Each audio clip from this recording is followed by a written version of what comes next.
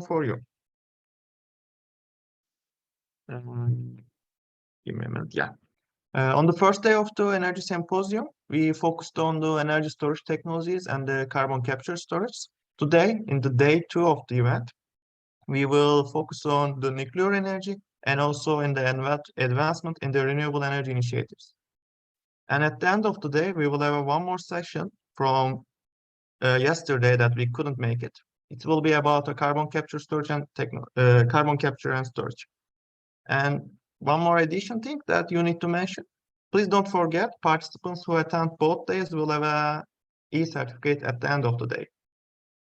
So let's start. I think we can begin by a short introduction of the university clubs, which we can start with NTU Clean Energy Club.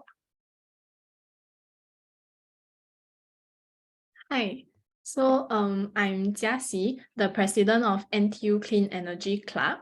So NTU Clean Energy Club is from Singapore, and we are a student-led club. So we mainly aim to actually connect students who share an ardent interest in the field of clean energy. So we are actually a platform for like-minded students to actually develop skills in clean energy and also to participate in projects. So as part of us, you will be able to have the chance to actually visit industries, to actually go on industrial visits, such as to actually look at their products and also their processes. And you will also have the chance to actually attend handy workshops and also even conduct the workshops. And NTU Clean Energy Club, we also conduct hackathons where we allow students to actually come together and problem solve and also develop new ideas. So we actually provide a lot of opportunities for students to actually network with industry experts. Yeah, thank you. So I'll pass the time to TU Delft. Thank you, Axie. Yeah. As I mentioned before, TU Delft Energy Club, which is founded in 2009 by the Delft Energy Initiative. It's totally a student-led organization committed to facilitating opportunities for sustainable energy enthusiasts. And we believe that students can have a positive impact on the energy transition. Our vision is to act as a key facilitator in the sustainable energy transition for students. So we want to provide a solid platform for students to connect to industry, policymakers, researchers in the field of energy. In order to reach our goals, throughout the year, we organize more than 20 events such as lunch lectures, workshops, and excursions. So we hope to have you by our side in our journey. Yeah, now I will pass to IIT Bombay. Hello everyone. My name is Nilesh. I am one of the conveners of Energy Club, IIT Bombay. The Energy Club of IIT Bombay caters the entire IIT community. There is already a huge enthusiasm about energy sector inside IIT Bombay, and we try to bridge the gap between academia and enthusiasts by conducting workshops and interesting events. We also conduct field visits around Mumbai, where the campus is situated, to give practical hands-on experience to the participants. We also aim to bring about awareness to the issue of climate change and look into new technologies in this energy sector. Yeah, thank you. And we are excited to be part of this symposium along with other things. Yeah, thank you. Thank you. Thank you for all brief introduction. Today, we're gonna start with the topic on the advancement in renewable energy initiatives. For this topic, we have Professor Antonio Jarquin Laguna from TU Delft and Professor Sandeep Kumar from IIT Bombay. And at the end, we will have a question session after all the sharing. So if you have any question, do type your question into the checkbox, and we will later answer this question. Thank you. So let's start with the Advancement in Renewable Energy Initiative. We have Professor Laguna from TU Delft. Please, Laguna, you can start when you feel ready. Yeah. You can share the screen when you're ready. Okay, thank you very much, and thank you for the invitation. let me, please give me a second just so I can share my screen. And okay, can you guys see the presentation? Yes. Yes, okay. And I would appreciate if you let me know if there are any questions from the chat, or I think there will be a separate Q&A session, right? So we can do that probably at the end. So, okay, once again, thank you for the invitation. As Berk correctly mentioned, I'm an assistant professor at the Department of Maritime Transport Technology at the TU Delft. And I work mostly with offshore renewable energy. So these are renewable energy technologies at sea. And I would like to start by showing this image, because I think it gives us a very good picture of what the future looks like, or at least how some let's say some people look at how this energy transition will take place.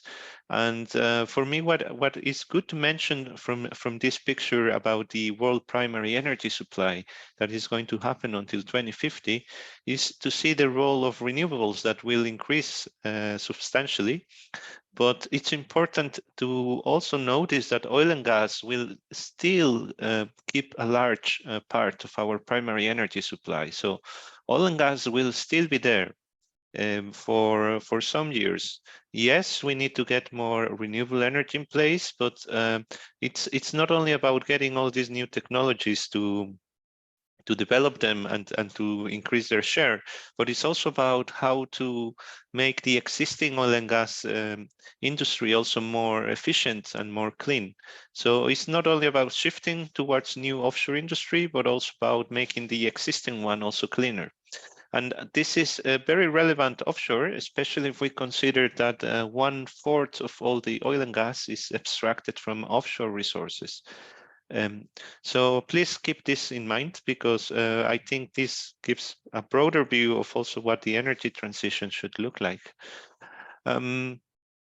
Having said that, moving towards this decarbonized future is not easy. There are many challenges around it. And I would like to, for example, mention a few. Probably many of you have seen that now we're going towards using bigger and bigger wind turbines. So the scaling up of offshore winds and also industrialization of floating offshore wind as new technologies is one of the challenges. At least in Europe, the North Sea is going to be full with offshore wind farms. So there are 300 gigawatts are expected to be installed by 2050, which is really, really ambitious. So there's a whole industrialization of the sector that is taking place. And it's not only offshore wind and floating solar, let's say, it's also about other technologies that are like wave energy or tidal energy that at the moment are much more expensive.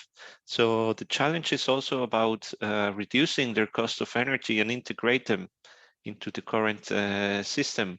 And there's a lot of lessons learned that can be used from the offshore wind sector. So for example, this is also an opportunity and a challenge for marine energy technologies. And of course, from renewable energy sources, because both are intermittent in nature, there's always this challenge of how do we integrate them into the grid, and how do we use also large energy storage so that they can be balanced and adapt to the demand. And having also large energy storage solutions in the offshore environment is also quite an interesting challenge. At the moment, mostly hydro pump energy storage is what allow us to have seasonal energy storage, but for other technologies now, the whole hydrogen economy is also relevant, and a lot is being said about it. But there might be other solutions as well.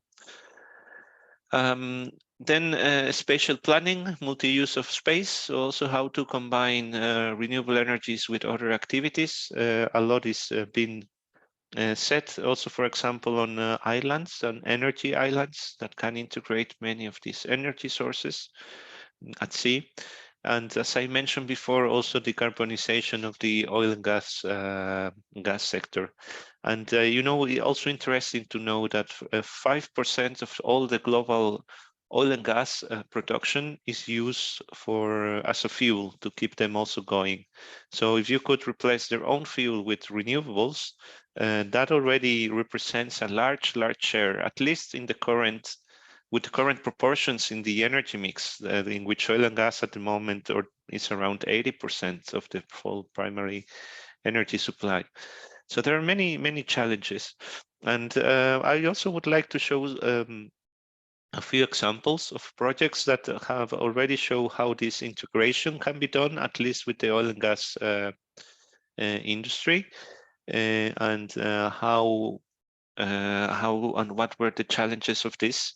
So again, the uninterrupted power supply that is required against the intermittent power supply from renewable sources.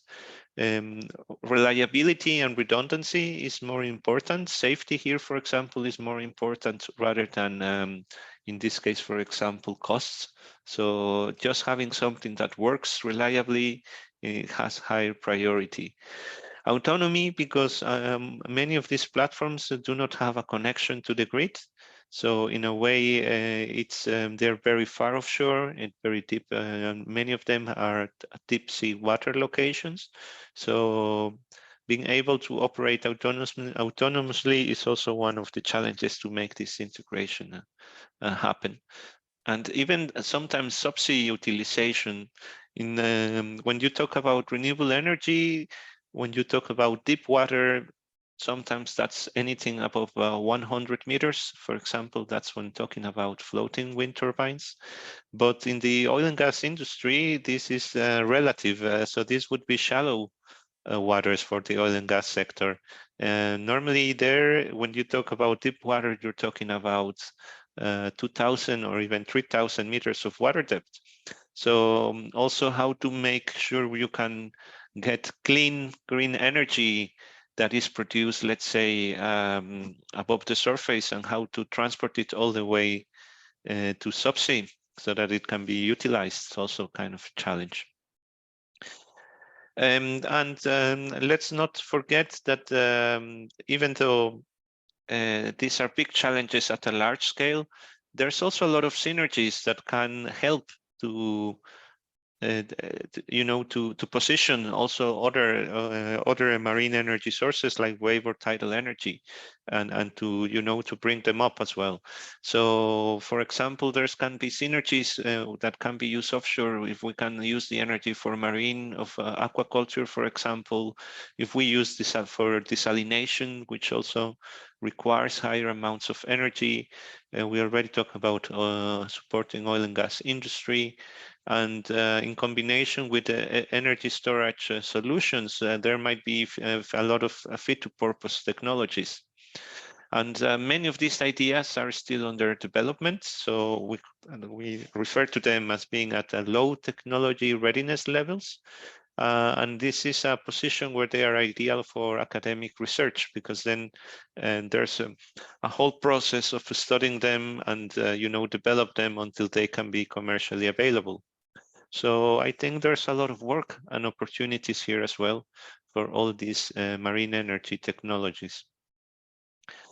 And well, having said that a bit as context, then I can show you very briefly also what we're working at TU Delft. I mostly work with the simulations of these energy systems, and mostly that require mechanical and hydraulic systems, as I have a background as a mechanical engineer. But this requires, to integrate the effects of all the components that have, that have an interaction between each other. So it's a bit of a more complex energy conversion system where many things are playing a role. So it's not only about the prime mover, but it's also about the environment, it's about control, it's about the transmission. And normally we use numerical simulations to understand this better and to try to help the design and optimization of these complex systems. Now I'm just very briefly going to talk about some of these different projects, or at least some of the projects that I'm working at the TU Delft. And I tried to select a few examples corresponding to different renewable energy technologies, or from offshore wind to wave and tidal energy. And I'll just give you a quick overview of a few of them. So the first one is a project working on wave energy. Wave energy is still quite expensive compared to other energy sources. And here the idea is see how can we help to reduce or to improve the techno-economic feasibility. And we realize that many times the design of existing technologies is not really much to the locations, in the sense that a lot of devices are always designed or tuned for places that have very rough seas. So in a way, when they are to be translated into places with milder resources, sometimes this mismatch creates this very expensive cost of energy. So we are looking at ways on how to make this match of the technology with place better. We are also looking at how can we tune the devices to the right environment. And for example, you can think of wind turbines that when the wind is very high, most modern wind turbines are allowed to pitch their blades to get rid of the excess power. And in that sense, you protect the device, and you can cap or curtail your power production. But in wave energy, this is not always possible, and the energy content in waves is really high. So when suddenly you have a higher waves, suddenly you have very, very high loads and very high power that goes into your device. And most of the devices have to be designed for survive these rough conditions. There's no way in which the device can kind of dispose or waste all this excess of loads or power. So this is an interesting challenge. How can you have an equivalent kind of thing in which you can get all this or curtail this power without increasing the loading on the device? So this is, for example, one of the research topics we are working with. This is another topic about wind reverse osmosis desalinations. Basically, the idea is to use either wind energy or tidal energy, which both uses the same physical principle of using the kinetic energy from the wind or from the water to move a rotor. Conventionally, this powers a generator. The generator creates electricity. The electricity is then going towards a motor that drives a pump to push some pressurized water in for desalination. So the idea is, could we simplify this process, and can we, for example, have desalination driven directly by wind energy without the electrical intermediate conversion, and to increase efficiency in that way? So without having electrical components, so we think we can increase the reliability and the simplicity. So just coupling a pump directly to the rotor and use that in combination with the reverse osmosis module. And there are many challenges there as well, because we also remove or we need to come up with new ways of controlling the turbine, of new ways of operating the whole integrated system. Normally also these desalination units are designed to operate always at steady conditions of flow and pressure, and from wind energy normally we have intermittent variable conditions. So how can we overlap those, and how can we design for this? So and also we are collaborating with a startup company that is doing some pilot or demonstration project on this, and we are doing the numerical modeling and simulation of the devices. Another project is about, and probably this is more relevant to the maybe session of yesterday on energy storage, but in a way I think we also use it to integrate renewable energy sources. And we come also with our own idea of how to store energy, but particularly in deep sea locations where you don't have any grid connection. And the idea is a bit to take advantage of the large water depth at the distance along the water column to store potential energy in the just having a weight or a floater. So when you have of excess of power, you can pull the floaters to the substation, or you can, let's say, just reel the weights up, and then you have energy store. And when you need the energy, you just simply release the weights or release the floaters and use that energy. The idea is to have both at the same time in a semi-submersible platform. Having both at the same time allows to compensate in a way for the vertical loads that are acting on the structure. And this concept was a bit inspired on something was already there for oil and gas, because they already use this kind of structures in the subsea equipment. They use it to support the risers to take the oil and gas. But we thought maybe we could use it in different ways, more linked to the energy storage. So this could be one way in which, for example, we can use the energy produced by floating wind turbines, send it to this energy storage system and the deep sea waters, and have a kind of energy storage to power subsea equipment, for example. And just coming with the preliminary designs and, address some of the technical aspects makes it also kind of interesting project for us to work with. And maybe just the last project, I wanted to talk to you also more about tidal energy, and it's about incorporating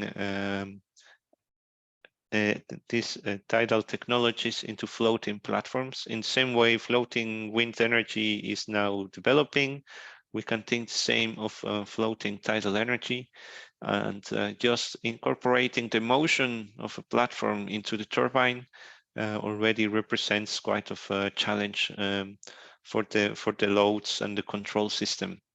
So a lot to be learned. If it is a challenge for wind turbines, now imagine you put this underwater, then there's a number of extra challenges of hydrodynamic effects, for example, that makes it even more difficult. So this is something we are working with, and you see, for example, a simulation of moving one of these vertical axis turbines underwater and the effect that it could take. And we believe that if we are smart, we can even make use of the motion to extract extra energy. So, or we can incorporate this in already existing floating wind turbines, so to make this even more interesting. So I think with that, I'll close just some of the overview of the projects that we are working with. And I would like to mention that most of them, as you could see, probably belong to more this ocean energy platform, or to, the scope more on the ocean energy. So within TU Delft, we have different, let's say, pillars, because energy is so broad and connected among different faculties, and at least now we are working on this from the ocean energy perspective. But I know the Energy Club works with all of these pillars simultaneously, and well, we're just a small part of it, because really the energy topic, it's very broad, and many researchers are collaborating here. So thank you very much, and I hope you enjoyed presentation, and yeah, let me know if you have further questions or comments. So I'll go back to you, Berk. Thank you, Professor Laguna. It's a very interesting presentation and very comprehensive. Thank you for that. Normally we have one more presentation right now, but unfortunately Professor Sandeep Kumar will not gonna make it today due to last-minute health issues.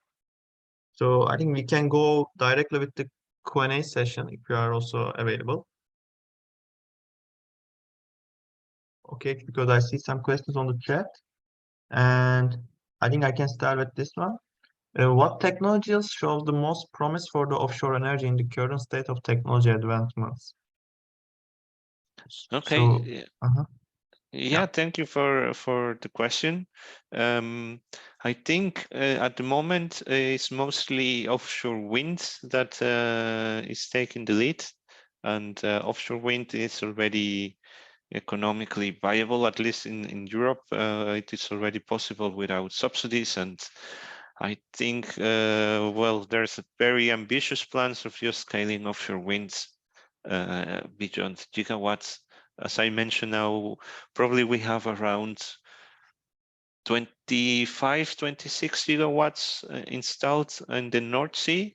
And you see that by 2050, they expect to have 300.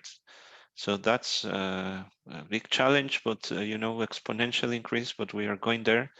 So I think offshore wind is the most advanced, and the other technologies like wave and tidal are still in development phase. But hopefully there's a lot of lessons learned, or you know, all these synergies that can be used to. If not, it's not a purpose for them to be at the same level as offshore wind, but to make at least some kind of contribution, because there's also advantages of having a mix. So maybe I hope that answers the question. Yeah, I think so. Thank you for that. And for the second question, what are the dangers to have a subsea energy storage? Dangers. Yeah, the dangers. I think the physical or social, I'm not sure which one they want to specify, but yeah. Well, I wouldn't take dangers. I think it's just a challenge. And well, energy storage does not have to be necessarily subsea, but the idea is, how do we bring this energy when we want to utilize it subsea? Well, it's not only for oil and gas. There's other fields, deep sea mining, for example, or even just exploration and monitoring. So how are you going to bring energy or power, or at least green energy?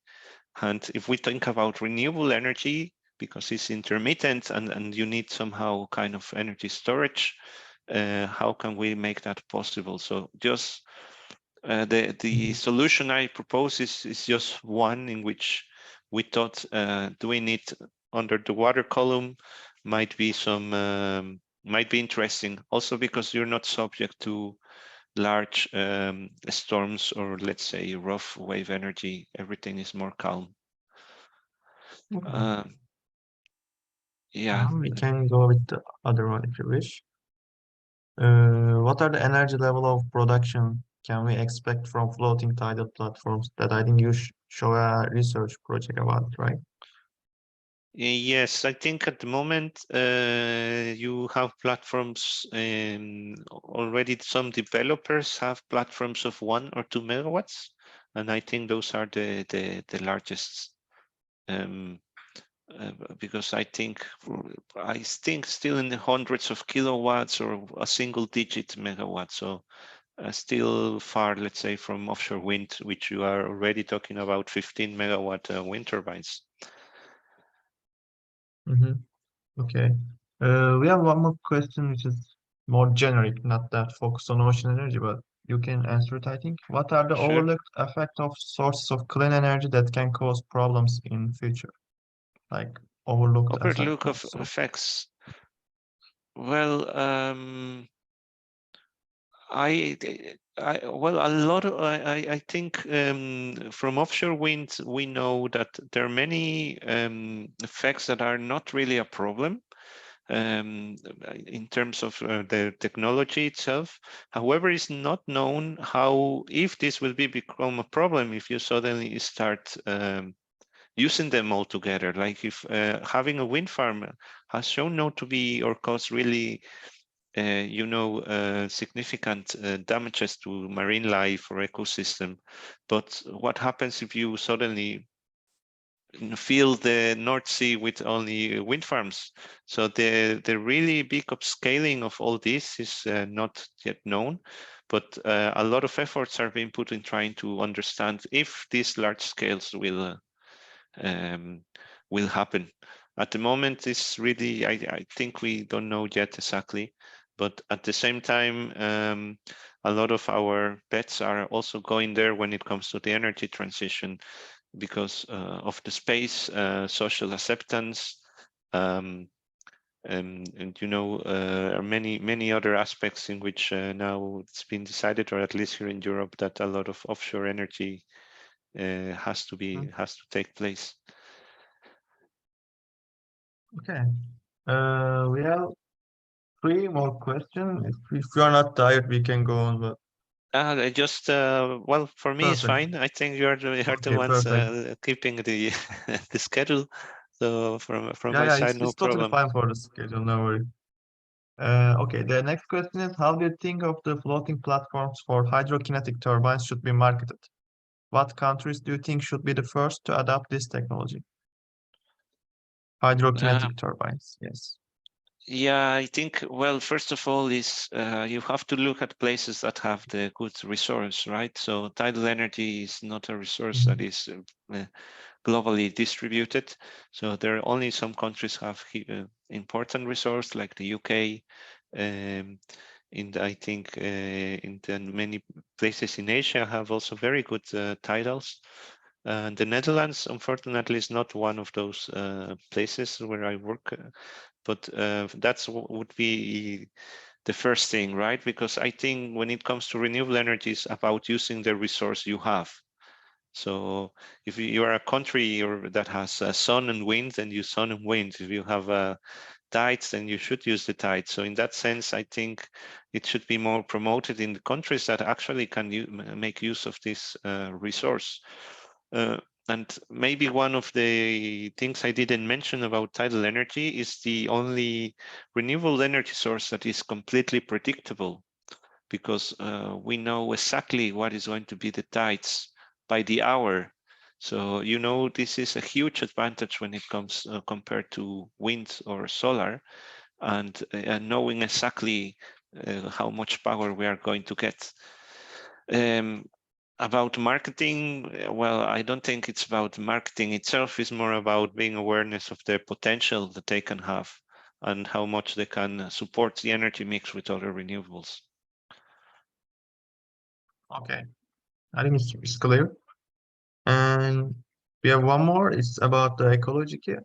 How can ecological impacts to marine life be managed, if there is any impact? I think there are. There will always be an impact, in that sense. But it's not about this. How can we mitigate those impacts, and how can we make sure those impacts, are not harmful to or to know, we know exactly what it is, and see if that could balance all the other things. Not because they're renewables, that means that everything, there are many aspects to it that we need to pay attention. During most of the considerations for renewables energy offshore have, I think, from an environmental perspective, can happen during the installation, because during installation you need to pile or drill structures at sea, and this is not only for renewable energies, it's for anything you want to do at sea. So that makes some noise, and that noise can be harmful. So how to mitigate noise during installations. Also, I think people are looking at how to make sure that, for example, the cables and moorings are not, the animals do not get entangled around them, for example. If you have turbines or things that are moving, how do we avoid, how do you monitor that, it's marine, that the marine sea life is not going to just hit them or, get sucked by it in a way. So how I think those are important considerations that are currently being investigated. And yeah, I think those are just a few. And I have to mention probably that these environmental impacts are not exclusively from renewable energy technologies. I think from any activity is an important aspect, whether you have pipelines, whether you have conventional structures, always you have to look at this environmental impact. But I think for at the moment it's becoming more relevant how to address this, and all the research in that direction has the highest priority, at least here in Europe. Okay. So as a last question, is there any minimum sea depth for the subsea energy storage to operate? Well, for the concept we are looking at places with water depths beyond 1,000 meters water depth average, which is already deep. It's already deep water. But this is where we think we can benefit the most, because we want to use this large water depth to our advantage. Or at least this is only for the concept we are working with. So I think this is more in line in where, for example, floating wind turbines want to go for also very large, for locations with very high winds and maybe very large water depths that at the moment are not being exploited yet. I think we have one follow-up question. Isn't that affected by the currents of deep sea? Yes, that's a very good question. And yes, actually, currents have an effect, so you need to consider them into the design. So one of the PhDs is working in an effect called vortex-induced vibrations that can be caused by currents. So these currents can cause a flow structure behind the bodies that cause them to vibrate, so fluid structure interaction, and this vibration is not really good. We have to make sure that it doesn't make some of these weights or floaters collide with each other, for example, or it's not going to create vibrations that are destructive for the whole transmission system. But yeah, they are important and have to be considered indeed. Okay, I think that's all from our audience. So thank you for your time and your presentation. It was really nice. I hope everyone gained new perspectives. And for our audience, our first session is just over, so we will have a break right now, and we will move on at. Okay, I need to share my screen first. Sorry. Give me a minute.